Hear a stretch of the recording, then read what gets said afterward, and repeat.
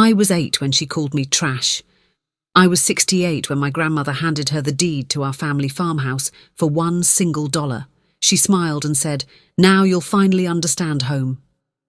Hello, sweet friends. I'm Clara, Grandma Clara to my 4 granddaughters, 78 years old, hands like old piano keys, voice soft as Sunday hymns. I've lived in the same red brick house on Maple Lane, Savannah, Georgia, since Truman was president. Sit with me on this swing.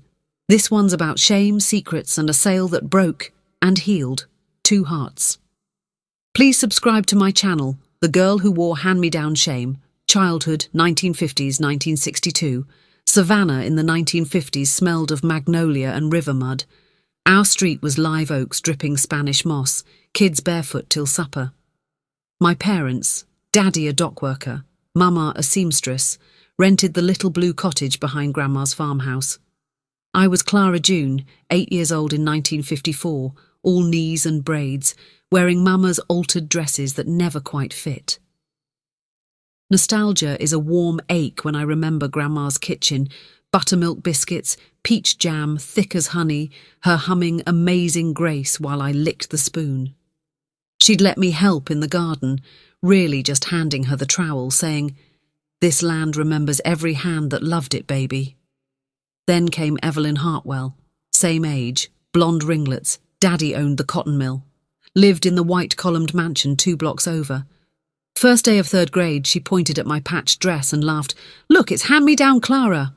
The class roared. I ran home crying, face burning like I'd been slapped. It never stopped. Every day. Trash Clara. Charity case. She'd accidentally spill milk on my lunch, tear pages from my reader. Teachers looked away. Hartwells donated the school's new library. I shrank. Stopped raising my hand. Started eating lunch in the bathroom stall. Grandma saw. She'd wipe my tears with her apron, whisper, "Sticks and stones, child, you're gold inside." But the words stuck like burrs. Part 2. The turning point, the fire that took everything. 1962-1970, June 14th, 1962. I was 16. Grandma's farmhouse caught fire, faulty wiring in the attic. Flames ate 200 years of family history in one night. Daddy carried me out barefoot. I watched the roof collapse, Grandma's silhouette against the inferno, clutching only her Bible and a photo of Grandpa.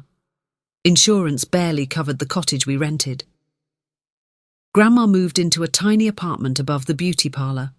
Evelyn's father bought the land cheap. "Condolences," he said. Built a guest house, paved the garden, erased us. I left for secretarial school in Atlanta at 18. Married kind, quiet Thomas, had 2 girls. Never came back to Savannah except for Christmas. Grandma aged alone, arthritis curling her fingers, pride keeping her silent. 1970, Grandma's 70th birthday.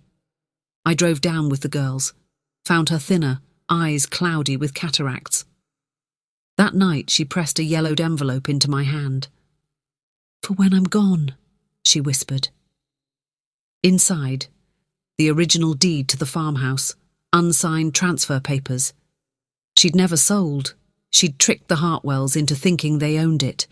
The land was still hers, still ours.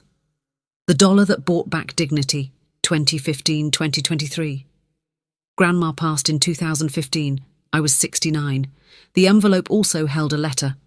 "Clara June, I kept the land for you, but there's one condition. Find Evelyn Hartwell. Sell it to her for $1. Make her say thank you. Love, Grandma." I laughed, then cried, then understood. Evelyn, now 69 too, lived in Atlanta, divorced, broke. The mill collapsed in the 90s. Her father drank himself dead. She waitressed at a Waffle House, wore the same tired smile she'd once used to mock me. I found her on Facebook, sent a message. "Evelyn Hartwell, this is Clara June Miller, from Maple Lane. I have something that belongs to you."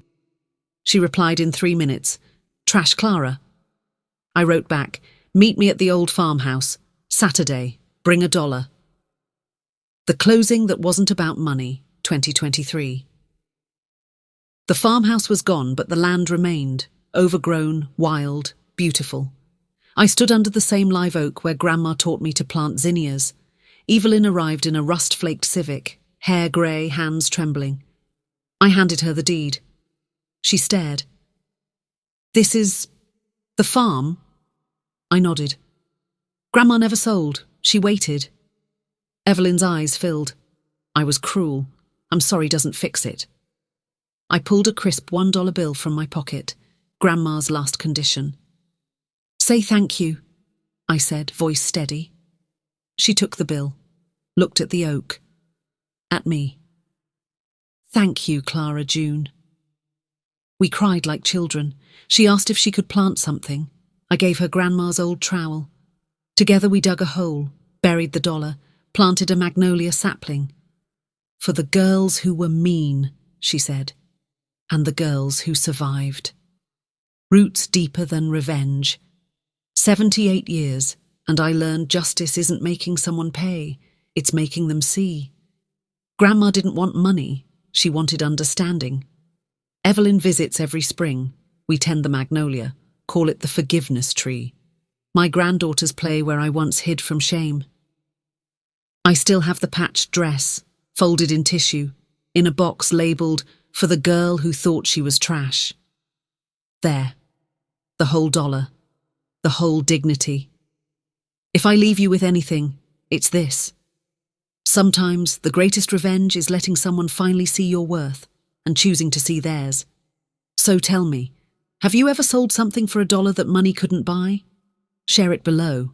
Grandma's garden is big enough for every story. Thank you for swinging with me today. Go plant something kind.